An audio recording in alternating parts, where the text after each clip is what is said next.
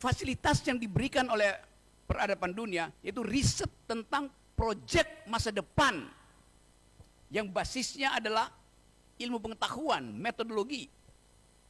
Di kita yang terjadi adalah tuker tambah koalisi untuk nyari siapa calon presiden, siapa calon wapresnya. Begitu ditemukan, kita nggak dengar mereka do speak DNA project, do speak artificial intelligence. Kita nggak lihat calon-calon presiden ini bicara tentang kurikulum kampus. Mana ada calon presiden bicara tentang human genome, bicara tentang artificial intelligence, bicara tentang big data, nggak ada. Jadi terlihat bahwa politik kita itu dikerdilkan di dalam ide. Itu pentingnya kampus mengambil alih ide itu untuk diucapkan lebih lantang.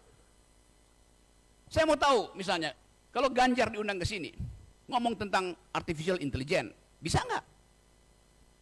Jangan-jangan yang ada memang artificialnya aja, intelijennya nggak ada. Undang Erick Thohir ngomong di sini itu, kita mau tahu apa dia dokter beneran dari Brawijaya, berapa banyak uang yang dia pakai untuk membeli ijazah itu. Kita mau fair, kita mau tahu. Karena dia pejabat publik, maka kita mau tahu. Kan kita nggak pernah dengar Erick Thohir ikut universitas kuliah, tiba-tiba jadi dokter. Kita mau tagih rektor Brawijaya itu dibayar berapa? Mesti terang-terangan buka, karena dia pejabat publik. Dan pada akhirnya kita tahu dia ditolak oleh mahasiswa. Bayangin, calon presiden Erick Thohir ditolak oleh mahasiswa Brawijaya. Itu tamparan intelektual luar biasa. Mestinya dia bunuh diri. Iya. Etika itu yang nggak ada di kita tuh. Jadi sekali lagi, fungsi kampus adalah putting methodological first. Hanya dengan metode kita bisa mengskrutinasi, membahas semua proposal publik. Saya ingin Bosowa menguji presiden-presiden ini di depan kalian tuh. Karena IQ kalian ini betul-betul luar biasa. Kalau jumlah IQ di ruangan ini saya tukar tambah dengan IQ yang ada di gedung DPR, misalnya ada kembalian di sini. Karena mereka nggak bicara tentang masa depan. Mereka bicara tentang penundaan pemilu supaya gaji mereka itu tetap berlangsung walaupun tidak ada legitimasi.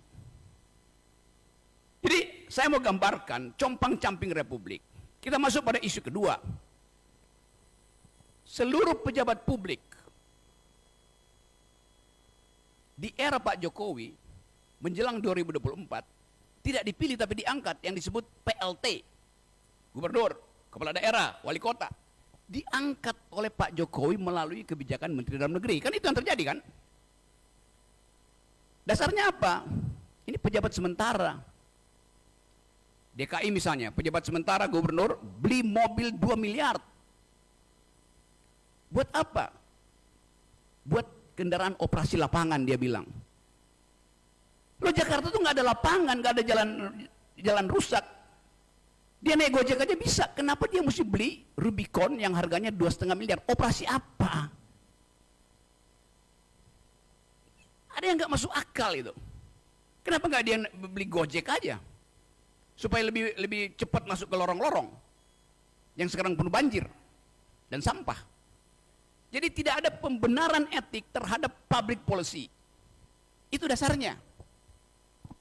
Tadi Pak Rektor bicara tentang wilayah yang dia kuasai, itu pengembangan regional, perencanaan regional.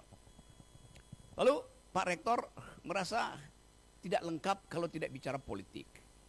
Sebetulnya yang tidak lengkap adalah kurikulum tentang public policy di bidang regional. Kalau kita tahu yang disebut kota itu di zaman Yunani namanya city state. Di situ politik diutamakan. Jadi politik mulai dari keinginan untuk membagi keadilan, bahkan tata ruangnya harus adil. Jadi politik adalah kemampuan untuk mendistribusikan keadilan sejak dari perencanaan. Itu yang kita tidak lihat di dalam sistem berpikir kita. Pak Jokowi masih ingin melanjutkan IKN. Dan Anies katakan, Anies Baswedan, calon presiden, oh ya, kita akan lanjutkan itu karena udah ada undang-undangnya. Penjelasan macam apa ini dari calon presiden? Karena ada undang-undangnya maka akan diteruskan. Lah undang-undang itu dari awal bermasalah karena tidak ada yang disebut sebagai AMDAL. Undang-undangnya aja ngaco. Presiden Jokowi memutuskan pindah IKN. Itu ada keputusan politik final. Lalu dia bilang, tolong universitas lakukan riset AMDAL. Lalu udah diputuskan baru bikin riset AMDAL. Apa nggak terbalik otaknya? Kan AMDAL itu mendahului keputusan politik, apalagi di bidang lingkungan. AMDAL disusulkan. Bagaimana kalau AMDAL itu mengatakan itu ada perusahaan lingkungan? Apa mau dibatalin IKN-nya? Enggak. Jadi secara metodologi memutuskan kebijakan publik tanpa riset lingkungan itu artinya seperti menempatkan kereta di depan kuda. Enggak jalan. Jadi logika public policy yang ingin kita gugat dan yang punya peralatan untuk menggugat itu adalah kampus. Itu pentingnya kampus dibuka untuk debat politik. Tapi Pak Jokowi bilang jangan libatkan kampus untuk debat politik. Lalu di mana debat politik itu diajukan? Di panggung dangdut. Apa yang mau dibahas di situ? Pakai main-main tik, Pak, lato-lato. Dan kita lihat ada kegiatan baru di istana, termasuk pejabat publik calon presiden main lato-lato. Laki-laki tolol namanya.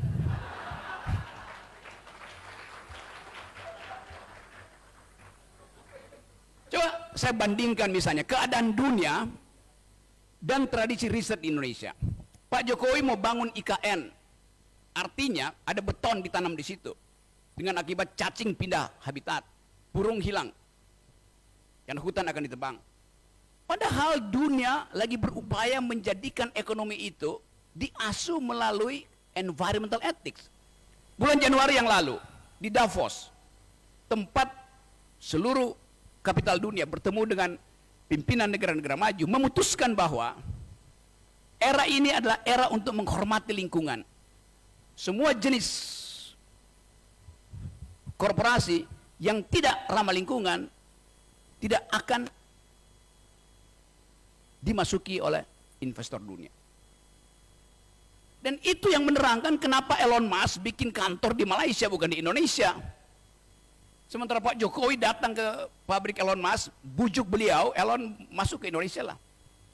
Elon bilang iya, tapi ternyata dia berhenti di Kuala Lumpur, bikin kantor di situ, sambil ngeledek Indonesia tuh. Karena ada ketidakpastian hukum di Indonesia. Ada perusahaan lingkungan di Indonesia.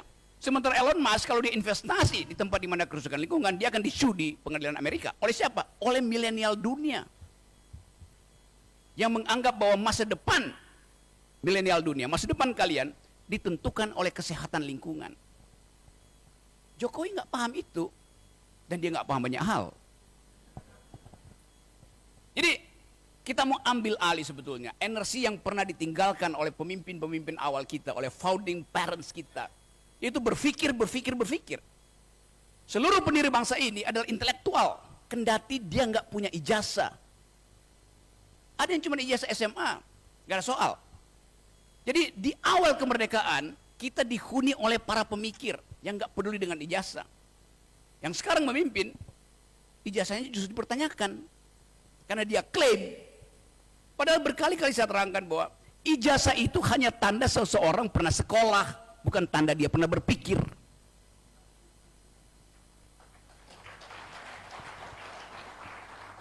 Tapi yang terjadi sekarang, semua pejabat ingin jadi doktor honoris causa, nyogok universitas. Bayangin, rektor macam apa di Brawijaya atau di tempat lain yang mau menerima sogokan untuk sekedar menandatangani doktor honoris causa itu. Apa pentingnya? Kalau pada akhirnya nggak bisa debat, gugup dan gagap berhadapan dengan mahasiswa kritis. Jadi teman-teman semua, saya percaya bahwa dari Bosowa kita bisa hidupkan kembali tradisi berpikir kritis. Dan berpikir itu hanya disebut berpikir kalau ada yang menentang pikiran Anda. Anda menulis skripsi, nggak ada yang bahas, itu artinya skripsi Anda buruk. Anda menulis disertasi hanya disimpan di perpustakaan, artinya disertasi Anda tidak menimbulkan kegoncangan pikiran. Pikiran hanya disebut pikiran kalau diganggu. Itu bedanya berpikir dan berdoa. Berdoa nggak boleh diganggu. Berpikir harus diganggu. Nah, fungsi kampus adalah mengganggu pikiran politik istana. Mestinya istana merasa senang bahwa kampus mahasiswa mengganggu pikiran mereka tuh, supaya terjadi dialektika, supaya tumbuh ide baru tuh. Itu yang nggak terjadi. Kenapa begitu? Karena rektor-rektor universitas menghalangi pikiran kritis. Takut rektornya dipecat, takut nggak naik pangkat. Itu yang terjadi.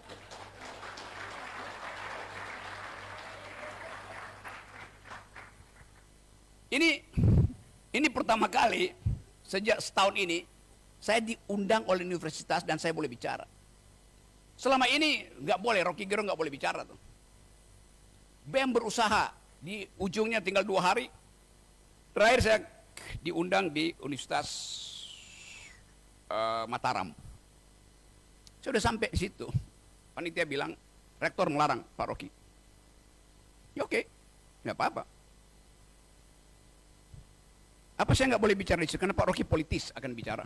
Saya bilang saya akademis, saya pasti bicara dengan metodologi itu.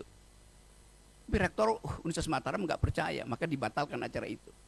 Lalu mahasiswa pindahkan ruang kuliah di ketinggian 2000 meter di Gunung Rinjani. Saya naik gunung di situ, kasih kuliah, mahasiswa ikut. Belakangan saya tahu bahwa sehari sebelumnya rektor justru mengadakan kuliah umum yang pembicaranya adalah sekjen PDIP itu. Apa nggak sinting tuh? Saya 15 tahun mengajar, sampai sekarang saya mengajar di banyak universitas tuh. Hanya karena sang rektor takut pada pikiran. Masa manusia takut pada pikiran? Pikiran itu adalah malaikat yang disuruh untuk menguji kejujuran, kebenaran, keadilan, kekuasaan. Kenapa takut? Berarti ada persembunyian kejahatan di situ.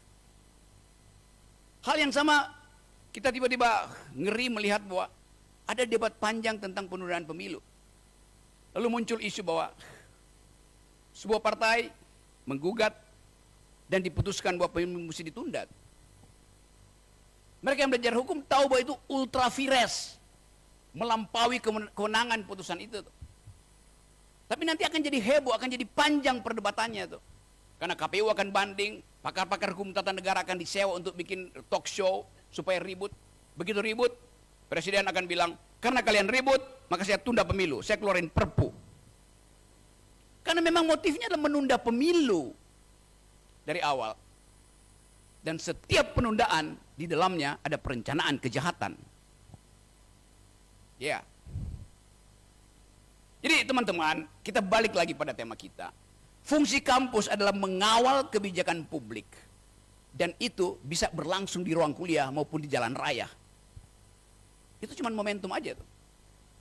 Kekacauan-kekacauan ini memang mesti diselesaikan.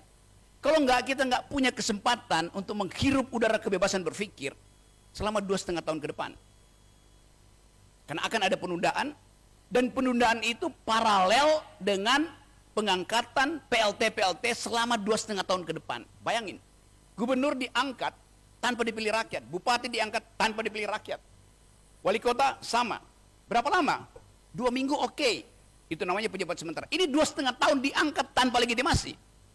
2,5 tahun itu separuh tahun pemilu. Jadi apa tugas PLT itu?